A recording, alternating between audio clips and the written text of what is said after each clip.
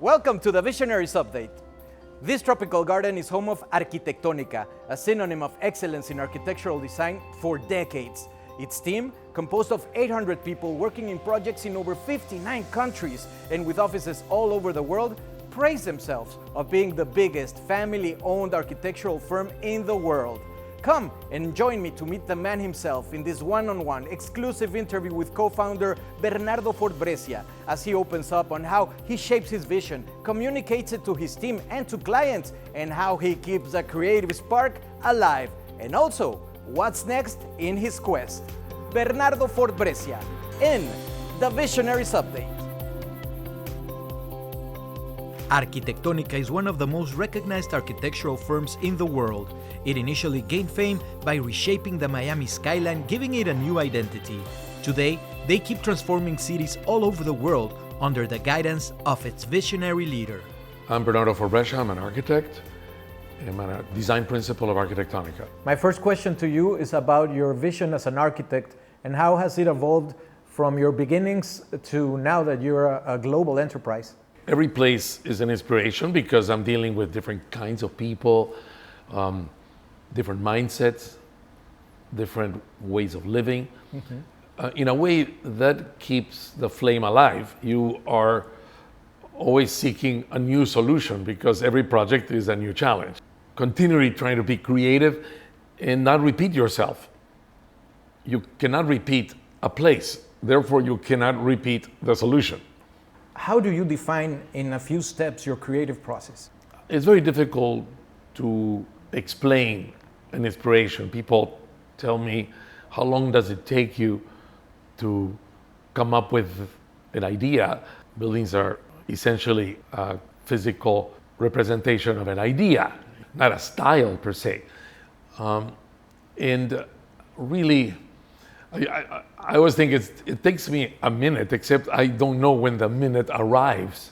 You know, yeah, and you think a lot, and you test, and you wonder, and sometimes suddenly you realize I've been wasting my time, or I didn't know what I was going to do, and now suddenly, obviously, there's a way to solve this design, and so I can't tell you because the process can be long or short.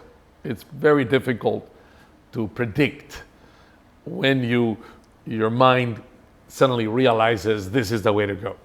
You know, some people are born really good at music. They can play violin amazing. I can't. You know, actually some people can actually cook really well. I have no idea. I'm terrible. But I can sketch pretty accurately to scale if needed. And that's, I think I can translate a conversation into a sketch. It could be a conversation with my team in another location in the world who's telling me things that they have discovered in their analysis, or it could be a client talking about what the needs of the project are, and I will be essentially a translator, like translating a language. Maybe I can translate it into a layout or an image or a form or a functional solution, doesn't matter which one. But that's what architects do. In your experience, what would you say is the biggest challenge in communicating those visions to your clients and to your own team? Well, let's face it, I could have misunderstood something, you know, and maybe didn't get the gist of it in the first meeting, and I could have missed out on something. Or it could be the opposite, that the client may not get what I'm trying to do. And then it's my job to explain it and to justify it the best I can. And if it doesn't work, it's not that I run out of ideas, okay? I'll find more than one way to skin that cat. I mean, there's more than one solution for a project. People sometimes say there's only one way of doing it. Not true, actually. Because if there was only one way of doing it, buildings in China would look like in France and would look like in New York, and they don't. You know, there are many ways of solving the challenge of a building design that could relate to the place, and you may have not totally gotten it, but believe me, I have another one up my sleeve that I'll come up with. Many experts say that being charismatic is one of the main characteristics of a leader like yourself. Are you a charismatic leader? Well, first of all, it's not for me to decide if I'm charismatic or not. Other people decide that. All I do is I express myself directly. I tell people what I'm thinking about, and I don't scheme anything. I just speak out, you know. And if people think that's charismatic, being direct, maybe that's what it is. But I'm not shy about explaining what I do. I think we can't expect everybody to read into a drawing what the content of a drawing is, or the vision of a drawing. So my duty is to be a communicator and explain why I'm proposing what I'm proposing. And sometimes the passion for the solution comes through, because if you believe so strongly in what you're suggesting, generally you'll express it in some passionate way. And some people think that's charisma. When you work with cultures different than yours, how do you translate your ideas to their values? There is such a thing as cross-fertilization.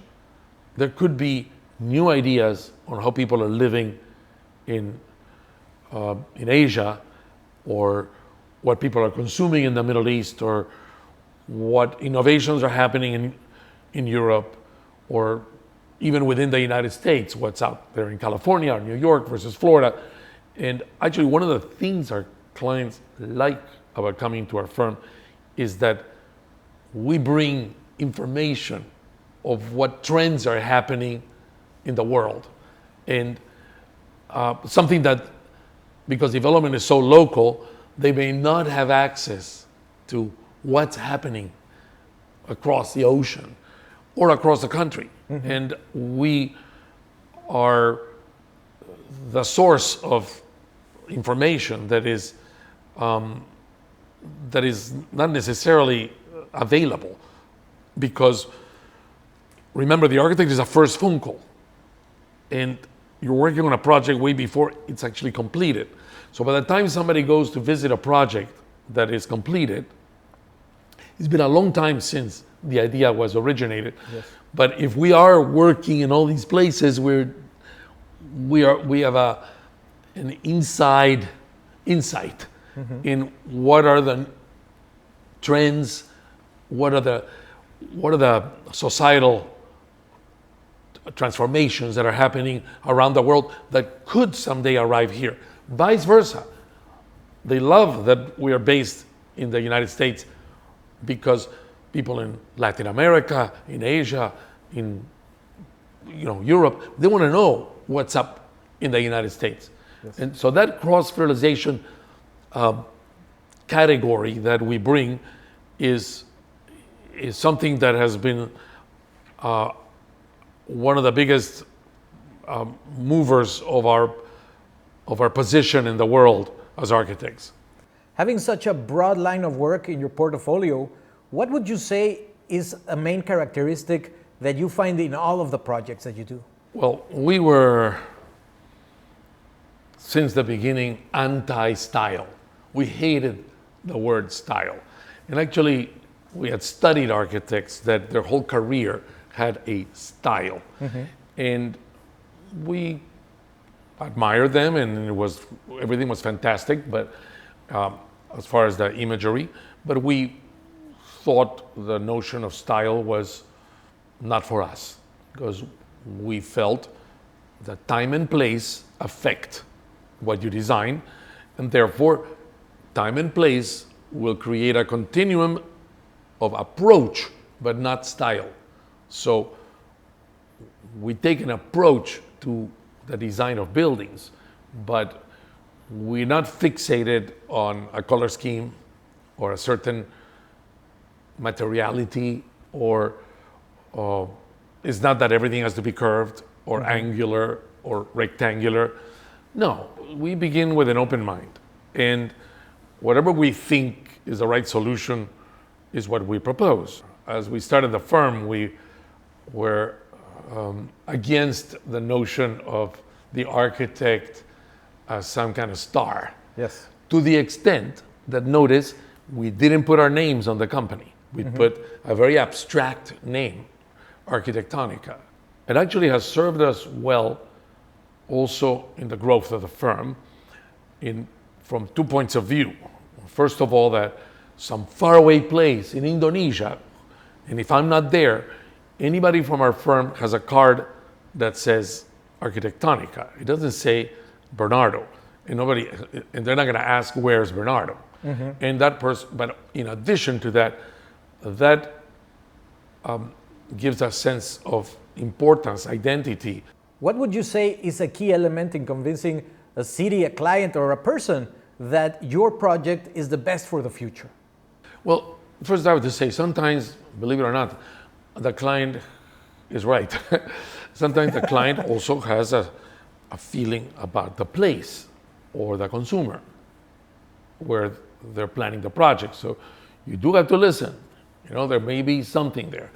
And I think also the more you listen, the more they trust you in coming up with a solution that works. And so we're very respectful of the client. But at the same time, if we feel strongly about something and we believe the client may have not seen the light, so to speak, we will present our case the best we can. It's a balancing act, between listening and trying to be convincing. But we are known for our ability to be flexible and react and navigate the situation. And I told our staff that that's how they have to think. You speak a lot about listening. It makes me wonder if humbleness is part of being a leader. I hadn't thought about the humility component, but I do tell the staff in the firm that's pretty important that they are humble when presenting projects. Never praise ourselves of the solution. You just present the project factually and let others tell you. You can't say, just wait till you see it, it is a great project. That's sort of like, wait a second, your self laudatory statements are not good. So it is, we present the facts and people can judge. So maybe that's humility, maybe, but whatever it may be, that's our approach. What tactics do you use when encountering resistance to your ideas? Another aspect that can get you point, correcting a value proposition that is not to our liking, is that before we go to another country, we really study that culture. We read about it, we talk to people, so that by the time we go to a meeting for a project in a faraway place, generally we're pretty well informed of the customs, the values,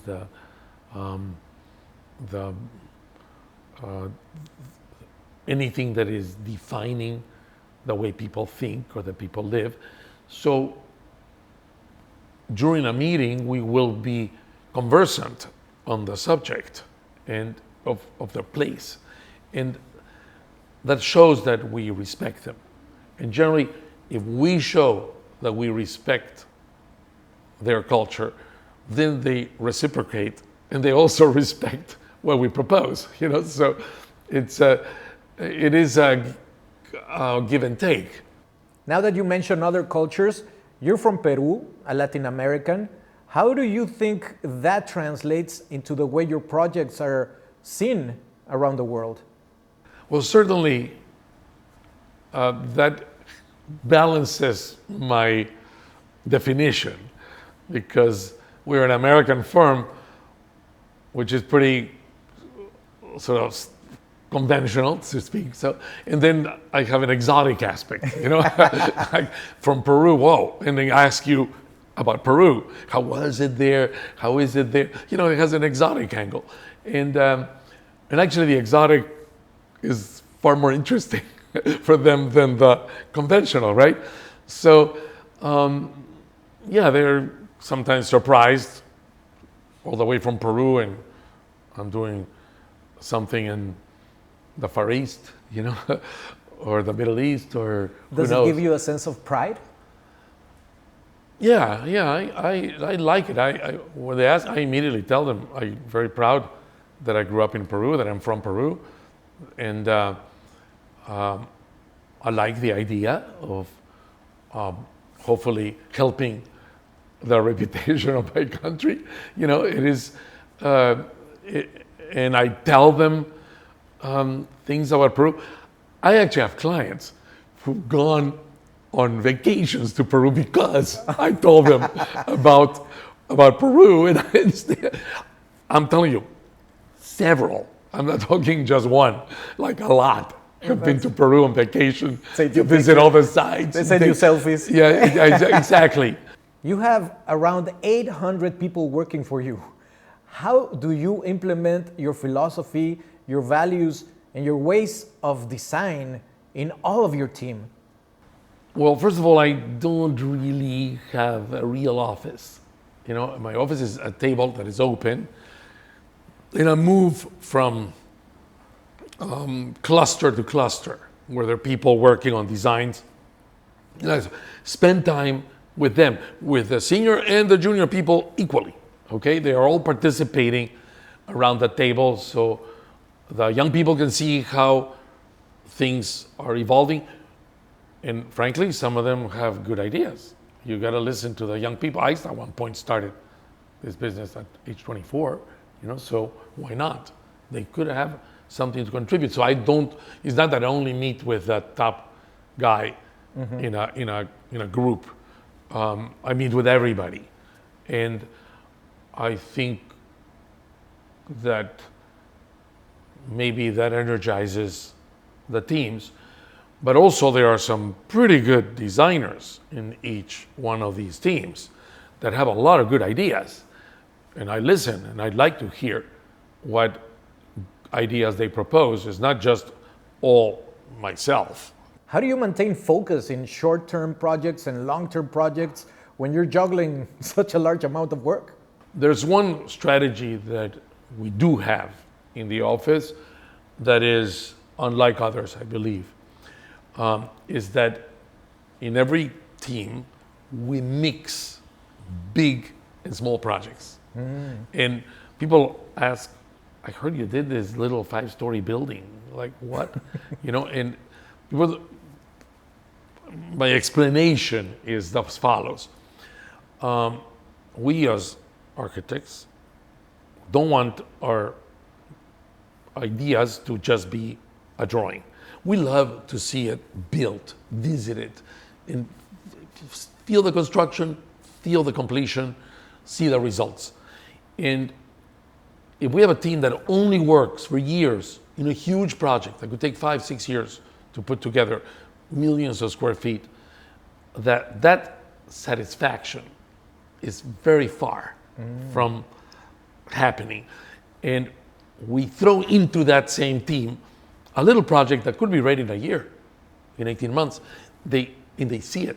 And also, sometimes there are details in a little project that could help you for the big project. So the mystery of why a firm of our size has small projects that people understand, why are they, I can't believe they're doing that. And it's because we like that balance. Also, I don't want our architects to get their heads too big that, oh, I only do important big projects. That's not good. You know, you got to bring down to earth. Yes. They should, in the small project, brings them down to earth of the importance, the equal importance of a small project. And what is your philosophy regarding respecting the individuality of each of your employees so they feel important, they feel represented in your projects? Unlike other firms of our size, which are maybe individual partnerships and profit centers, we are one. So if somebody needs help to make a deadline for another project or to develop the plans on another project, they all pitch in. Mm-hmm. If I mean, this weekend, we have a deadline on Monday in Virginia, and we need help to finish up the presentation and put it together in beautiful graphics. And we're running out of time because we're still designing. So Hong Kong on Sunday night, which is their Monday, is going to finish up the presentation and send it back for the team in New York that is working on that project. Obviously, they're not going to design it because they don't know the project, but they're going to make it look amazing. And they'll feel part of it. And they're going to learn, because when you're putting together a presentation, you inevitably are analyzing it. An architect is not just going to do some coloring and lettering. No, they're going to look at the drawings and they're going to find it interesting. Yes. That how is it that they're doing this in New York? Mm-hmm. It also makes them feel part of the total firm. What is your favorite challenge? I personally like adventure. I have no problem traveling to any exotic place. Okay, I love it actually, and maybe that explains why we worked in so many places. I've been to every place, every country where we have built a project, and that's 58 countries. Wow. And I don't have a problem going there. In fact, I enjoy it. I really love discovering a new place, and that discovery helps me discover myself and discover a new solution. And maybe that's why the projects are diverse, because I'm being affected by what I see, what I hear, and traveling to a new culture in my book is a lot of fun. And how important is it for you that these challenges aim to generate good for your community or for your firm? I think our architect goes into the profession to help society as a whole, right? This is not going to business school, or this is not going to some other field. It's like a doctor, you know, you're there for everybody. And I think most architects feel that the profession is about helping society and creating a better place for everybody. I'm going to throw you a curveball. There's a documentary by Arnold Schwarzenegger, which, as you know, is successful in many different areas. And he says that he climbs each mountain only to see the next mountain to climb, and he doesn't see the mountain below him anymore. Do you share this view? It's not that we had this mountain that we wanted to climb. We just kept climbing and ended up there. But it was not an ambitious firm. We got a project, we did the best we could, we worked as hard as we could, we did our job the best possible way. And I know that there are firms that have so-called strategic plans, you know, we're going to do this, we're going to do that. We don't. Now, having said that, once you get a taste, for example, we got a big project in Hong Kong, I mean, talking a long time ago, 25 years ago, and we were very daring. The project was big enough, we opened an office. And our office in Hong Kong, one project became huge, expanded in the region, to the Philippines, to Singapore, to Malaysia, Vietnam, Indonesia, Korea. You know, it was, and then when China opened, you see, maybe once we were in Hong Kong, we saw the next mountain, right? I said, whoa, but China's opening. We opened an office in Shanghai. I mean, this is very bold to dare to do that right off the bat as soon as the country opened up. But I thought it was super interesting. I traveled there. It was still everybody in bikes, dressed in gray, you know. And I thought it was so exotic and interesting. And we took the plunge. And likewise was when we won a competition in France and we opened an office in Paris. And from there, we expanded throughout Europe. So yes, once you have one a foothold, then that footprint may expand. What do you think of artificial intelligence and the role it's playing in architecture and design?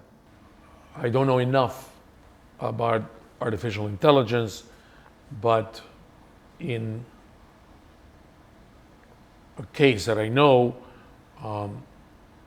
the project looks like things that were done before, because it can only learn the thinking that already happened, but can it really predict the future? So maybe that will be possible, maybe that is possible, I don't know. But clearly in one case I've seen, the building looks like a hybrid of multiple previous projects by an architect. But if the architect was a real one, it would have evolved into something else, not copy itself. So I wonder how artificial intelligence can replicate future thinking and future ideas and creativity. It certainly can pick up on existing solutions. And as the name implies, the Visionary Update, we're trying to update people on what your next vision will be. What is the next vision for Bernardo Fort Brescia? Always worked under the premise that the vision was there's still something more we can do. And there's something more exciting we can do than before. And there's a new place out there that we haven't been there yet that we can look as a next frontier. So when you don't have brackets that are defining your world and your scope, which we don't, we're totally open, the notion of having a vision is a lot easier, because if something comes up, we're going to react and go for it. And I think that's really the way the company operates. And as I said at the beginning, there's no grand plans, but there's no limits.